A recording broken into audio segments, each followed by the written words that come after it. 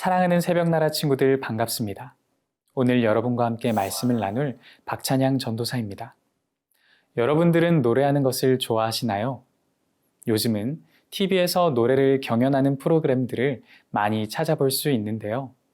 그런데 만약 노래 경연 프로그램에서 여러 사람들이 함께 부르는 합창을 할 때 모든 사람들이 자신의 노래의 솜씨를 뽐내기 위해서 옆 사람보다 더 크게 소리를 지른다거나 약속되지 않은 복잡한 음정들을 사용한다면 어떨까요? 그것은 더 이상 합창이 아닌 환장일 것입니다. 모두가 적절하고 질서 있게 옆 사람과 맞춰서 자신의 역할을 감당할 때 비로소 아름다운 하모니를 낼 수 있습니다. 그리고 이것은 우리 교회에서도 마찬가지입니다. 오늘 말씀의 제목은 적절하게, 질서 있게 입니다. 오늘의 말씀은 고린도전서 14장 26절에서 40절입니다. 형제들이여, 그러면 어떻게 해야 하겠습니까? 여러분이 모일 때 각각 찬송도 있고 가르침도 있고 방언도 있고 계시도 있고 통역도 있으니 모든 것은 교회를 이롭게 하기 위해 하십시오. 누가 방언을 하려고 하면 2사람이나 혹은 3사람 정도가 말하되 차례대로 하고 한 사람은 통역을 하십시오. 만일 통역할 사람이 없다면 교회에서는 잠잠히 있고 자신과 하나님께만 말하십시오. 예언하는 사람은 2이나 3이서 말하고 다른 사람들은 그것을 분별하십시오. 만일 앉아있는 다른 사람에게 계시가 내리면 먼저 말하던 사람은 잠잠히 계십시오. 그러면 모든 사람이 한 사람씩 차례로 예언을 할 수 있어 모두가 다 배우고 모두가 다 격려를 받게 될 것입니다. 예언하는 사람들의 영은 예언하는 사람들에 의해 통제를 받습니다.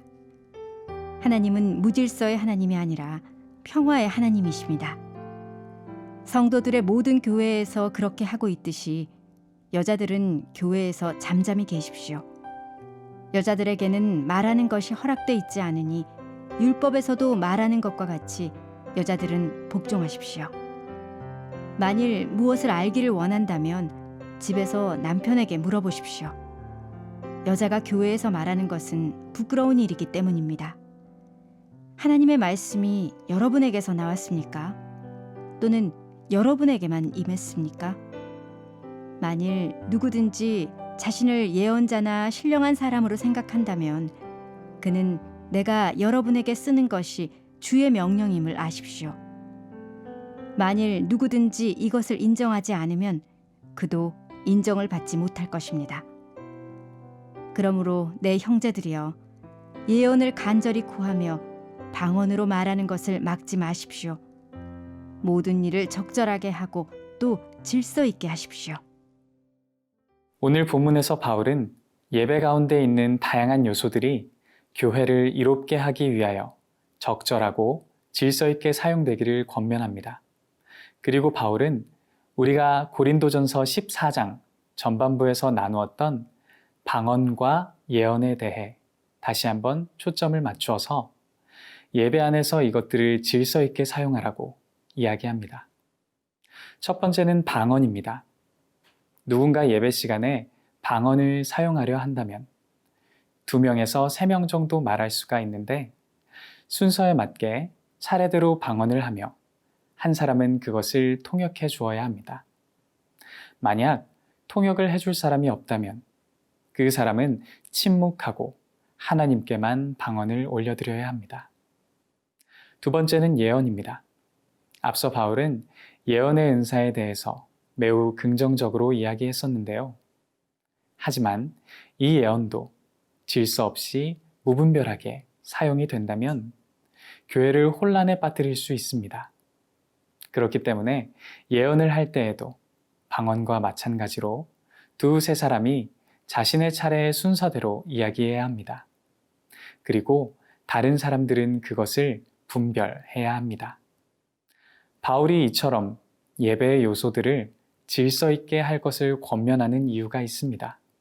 그것은 바로 교회의 주인 되시는 하나님은 무질서의 하나님이 아니라 평화의 하나님이시며 모든 예배의 요소와 은사들은 교회를 이롭게 하기 위해 사용되어야 하기 때문입니다. 예배 가운데는 다양한 요소들이 있습니다. 찬송도 있고, 가르침도 있고, 방언도 있고, 계시도 있고, 통역도 있습니다. 하지만 이 다양한 예배의 요소들은 하나의 목적이 있다는 것을 꼭 기억해야 합니다. 사랑하는 새나 친구들, 교회 안에서 여러분들은 어떤 사람이신가요? 여러분의 성품과 은사가 여러분의 공동체를 세우고 이롭게 하고 있으시나요? 바라기는 하나님 안에서 사랑과 질서를 가지고 살아가는 여러분들을 통해서 하나님께서 영광 받으시는 교회가 세워지기를 진심으로 소망합니다.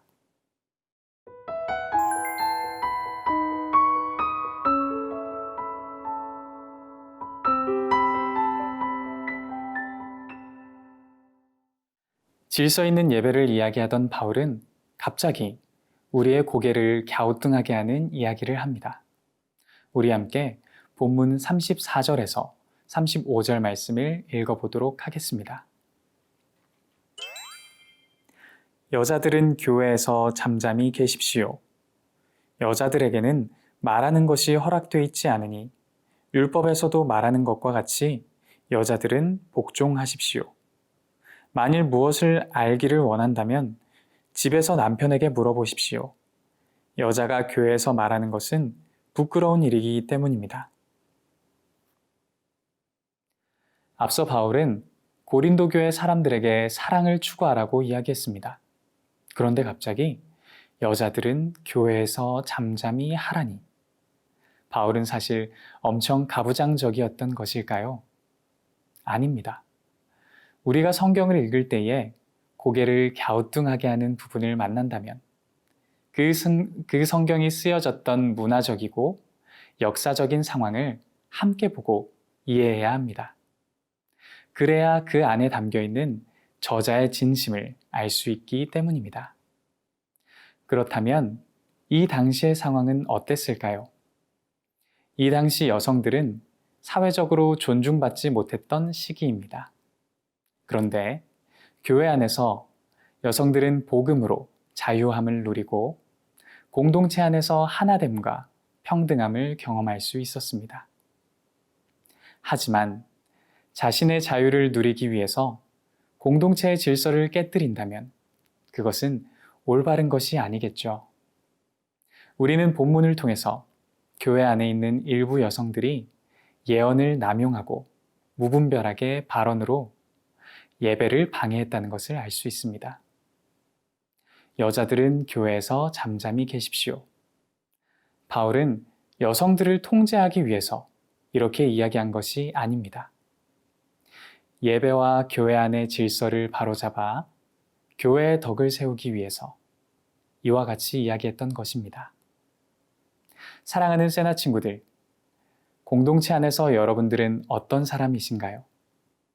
바라기는 교회의 덕을 세우기 위해서 자신의 자유도 절제할 줄 아는 성숙한 우리가 되기를 진심으로 소망합니다. 사랑하는 하나님, 우리가 하나님 앞에서 예배를 드릴 때에 교회의 덕을 세우고 하나님께 영광 되었는지를 되돌아봅니다. 간절히 구하오니 하나님과 교회를 위하여 나에게 허락하신 은사와 자유를 올바르게 사용할 줄 아는 성숙한 그리스도인이 될 수 있도록 오늘 하루도 우리를 인도하여 주시옵소서. 감사합니다. 예수님의 이름으로 기도합니다. 아멘.